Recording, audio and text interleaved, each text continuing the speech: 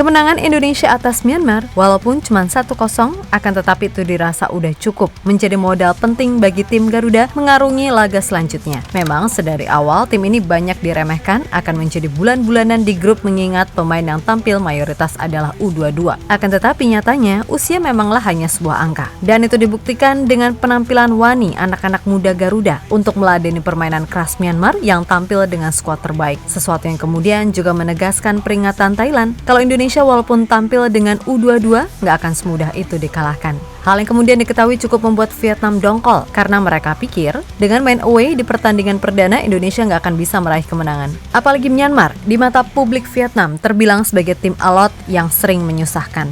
Tapi nyatanya dengan fighting spirit tinggi, pasukan U22 Indonesia berhasil mengatasi permainan keras dari tuan rumah Myanmar.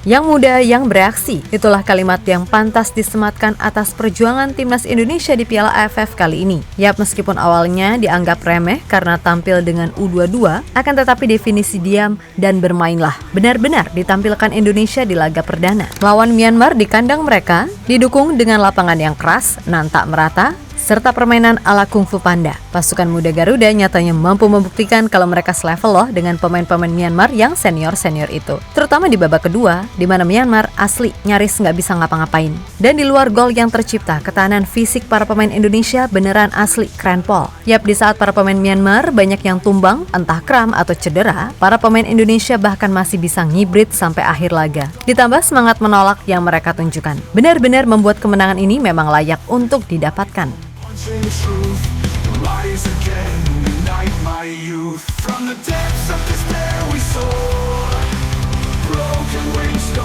more. In the fire we are reborn, rise again, ignite my youth.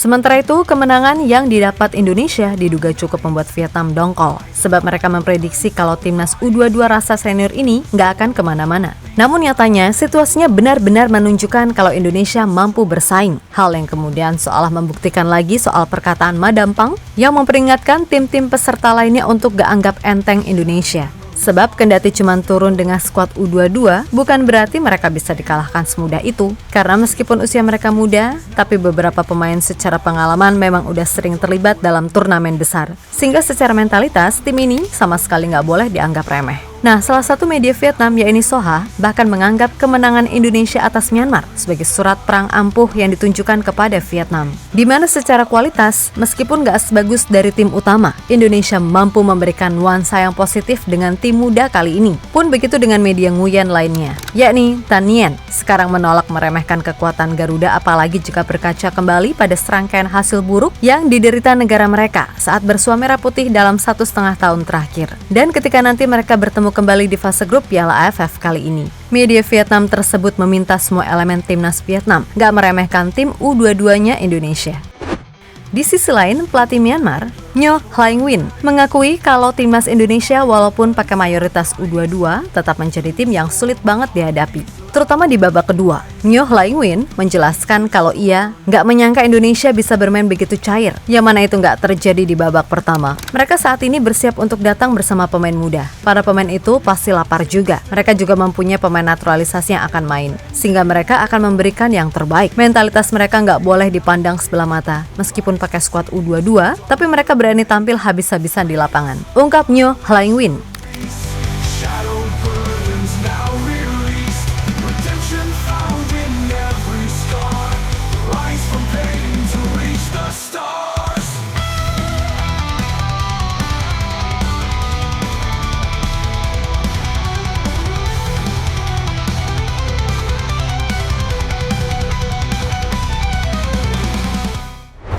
Yap, di luar itu semua kayaknya penting juga nih bagi Coach Shin untuk melakukan evaluasi besar-besaran untuk menyambut laga-laga selanjutnya. Seperti misalnya, keputusan Coach Shin untuk memasang 7 debutan di skuad timnas Indonesia di laga perdana. Sejatinya menjadi keputusan yang sangat bagus, karena itu bisa jadi sebuah kejutan. Selain tentunya, itu juga salah satu cara untuk menguji sejauh apa para pemain muda bisa mengatasi tekanan yang ada. Tapi kalau boleh jujur, di babak pertama, para pemain timnas kelihatan belum tune in dengan satu sama lainnya, sehingga ya gitu, banyak passing error, miskom, serta salah pengertian.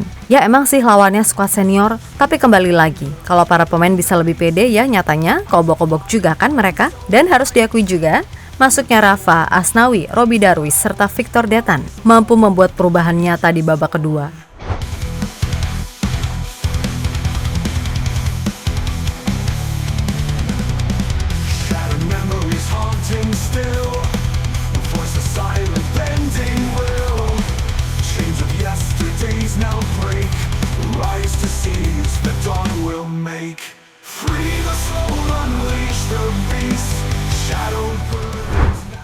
Yap, apa yang dirasakan oleh Vietnam sejatinya emang dapat dimengerti. Dengan persiapan yang super duper serius, Vietnam sangat ngebet juara tahun ini. Apalagi tim-tim unggulan lainnya nggak turun dengan komposisi terbaik. Nah, di grup ini sendiri, Vietnam sangat happy kalau Indonesia kalah. Karena dengan begitu, sorotan pasti lebih terarah ke Vietnam. Tapi nyatanya, Indonesia menang dan membuat kemenangan besar Vietnam atas Laos jadi nggak berarti apa-apa. Karena sorotan beneran ditunjukkan kepada Indonesia. Nah, fakta menarik lainnya adalah bedanya kualitas pemain yang udah terbiasa main di level Asia sama ASEAN. Asnawi, Rafael, Arhan, Ferrari benar-benar menunjukkan kalau mereka emang terlalu bagus buat ASEAN.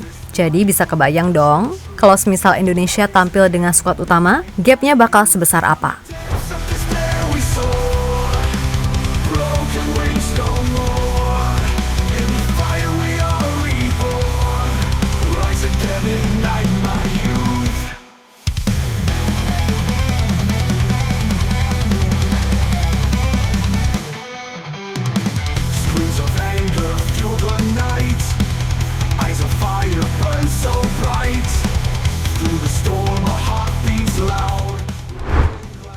Yap, terlepas dari apapun masih banyak PR kendati di match perdana ini sukses menang. Dan harapannya di pertandingan selanjutnya, para pemain bisa lebih pede serta nggak kelamaan dribbling. Zanadin Faris, hayo lo, semoga match ini kamu jadikan pelajaran penting ya. Karena jujur kelihatan banget kamu masih kurang pede. Plus sering banget kelamaan pegang bola sehingga ketika lepas ya udah gampang kena counter. Sekalinya mau main satset, umpannya ngawur. Maka dari itu, ini kritikan aja lo ya. Jangan kelamaan bawa bola. Main simple dan banyakin nonton cara main Tom Haye atau Ivar Jenner sebagai pivot di lini tengah. Nah, mudah-mudahan sih buat semua pemain laga kedua melawan Laos di Manahan Solo, para pemain yang dipercaya tampil bisa memberikan yang terbaik. Dan di laga ini ada beberapa pemain debutan yang mainnya cukup oke. Kadek Arel, Donitri, serta Victor Detan adalah nama-nama yang layak diberikan kesempatan lebih dari Coach Shin di laga-laga selanjutnya. So, semoga makin hari makin berkembang ya. Karena sekali lagi, kalau soal skill individu, Indonesia nggak kekurangan talenta. Hanya saja yang kurang dari pemain kita kebanyakan adalah soal teknik dasar serta visi bermain. Dan emang bener, Piala AFF ini Indonesia main pakai U22. Karena kalau semisal bisa turunin skuad utama, walah bisa remuk tuh kaki para pemain bintang kita. Melawan warisan budaya AFF, yakni hajar bola atau kaki, itu sama aja. Jangankan itu, kepala aja tanpa ragu disikat. Jadi ya, emang udah semendarah daging itu, ASEAN Funny Football Heritage ini.